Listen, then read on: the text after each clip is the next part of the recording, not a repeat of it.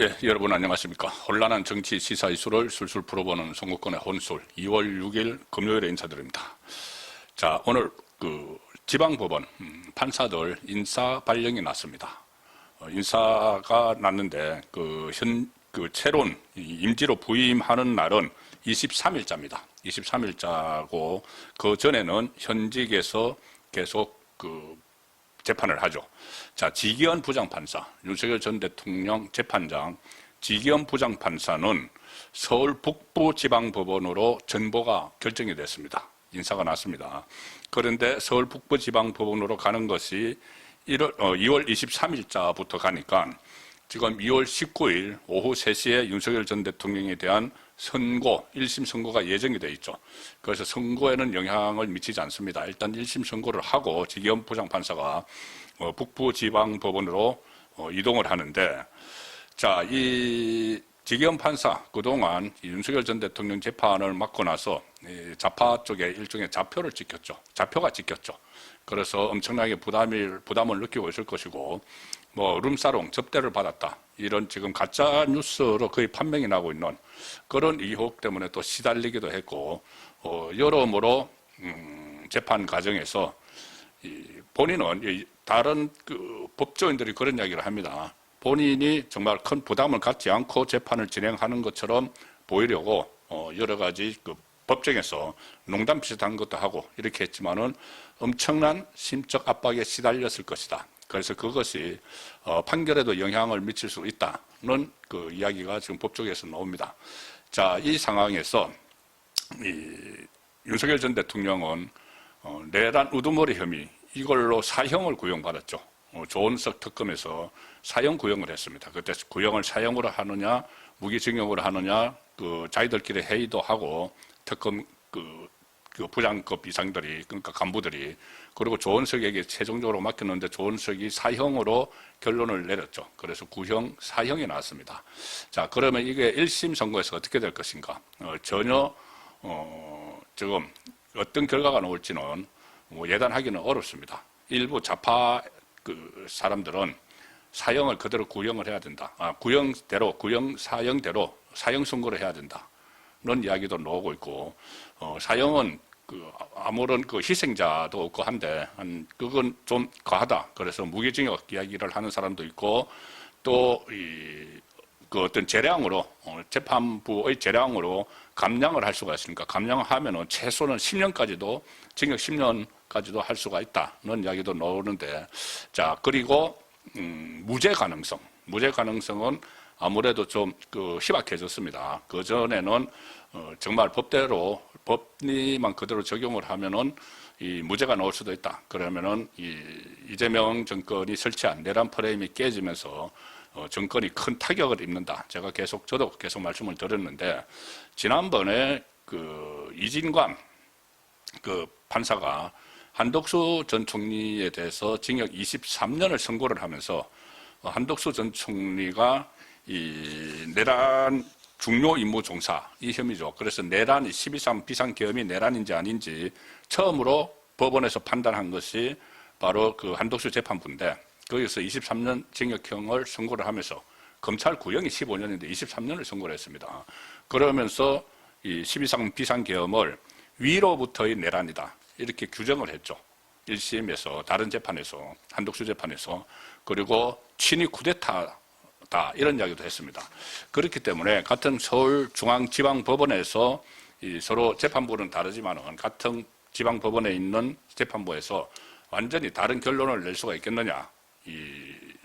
내란은, 그러니까 계엄은 내란이 아니다, 이것을 결론을 낼 수가 있겠느냐. 지금 전직 판사들이나 법조인들 중에서도 상당수는 비상계엄이 잘못됐다고 하더라도 내란으로 처벌하기는 법적 근거가 희박하다, 이런 이야기들도 나오고 있지만, 워낙 지금 분위기가 그렇기 때문에, 그리고 거기다가 옆재판부에서 이것을 내란으로 규정을 해버렸기 때문에, 위로부터의 내란, 무죄가 나올 가능성은 상당히 더 희박해졌다는 말도 나옵니다. 그러나 이 변호인들은 희망을 놓지 않고 있습니다. 지금 윤석열 전 대통령의 변호인들은 최근 들어서, 그때 지난달 16일부터 이달 5일까지, 그러니까 어제까지 변호인단이, 윤석열 전 대통령 변호인단이 서울중앙지법 형사합의 25부 지기영 부장판사, 이제 곧 이동을 하는데, 선고를 하고 이동을 하죠.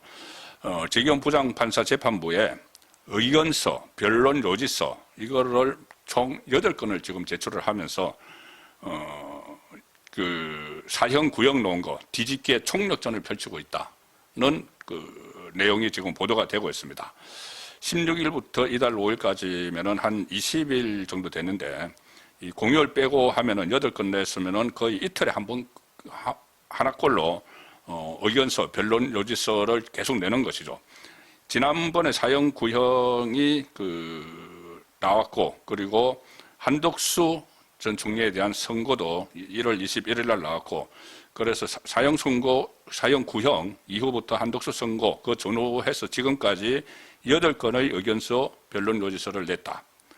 결심 공판 이후 약 3주 동안 이 특검 논리를 반박하고 주요 정언의 신빙성을 문제 삼는 내용의 이 서면으로 대응하는 그 지기현 판사에게 계속 8건의 이틀에 한 번 꼴로 반박문을 계속 제출을 한 것이죠. 지기현 재판부가 그걸 지금 다 검토는 하고 있을 겁니다.